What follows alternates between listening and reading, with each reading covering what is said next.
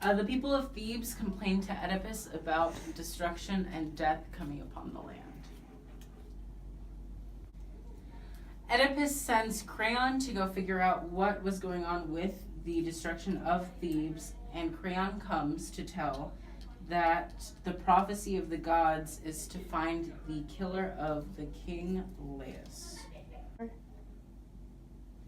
Oedipus and Creon discuss a plan as to how to find the killer of Laius. Oedipus eventually tells the people that they need to discuss and tell anything they know about the death of Laius to Oedipus or Creon. Oedipus calls upon the clairvoyant Tiresias to spill and tell anything that he knows of the death of Laius. Tiresias says that the king does not want to know what he knows, and eventually tells the king that it was him that had killed his father and laid with his mother.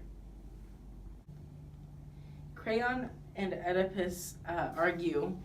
Oedipus blames Creon for treason, and Creon blames Oedipus for weaseling his way out of situations.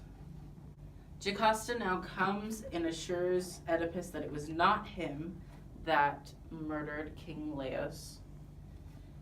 Jocasta also tells of how they had gotten rid of their only son, she and Laius, and the servant who knows what had happened to the son and what had happened to Laius is now gone. Oedipus wishes for the calling of the servant that knows what happened to both the son and the king at the crossroads. Jocasta assures Oedipus that it was not his fault and that the son is dead and her husband is not her son. A messenger arrives from Corinth to inform Oedipus that the king Polynebus is now dead. Oedipus and Jocasta take this news as further proof that the prophecies are false and that Oedipus is not in fact the son of Jocasta. However, the messenger reveals that Polynebus was not in fact Oedipus's real father.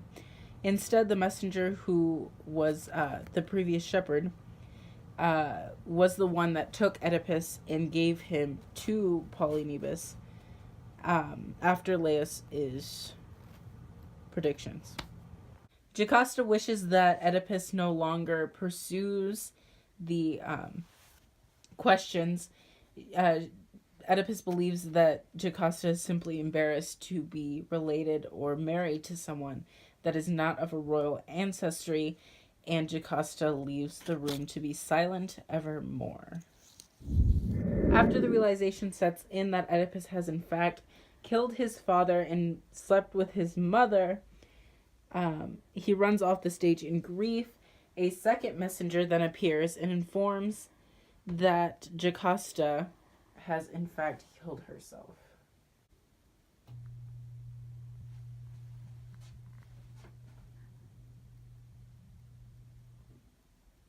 Upon finding his dead mother-wife, Oedipus gouges out his eyes.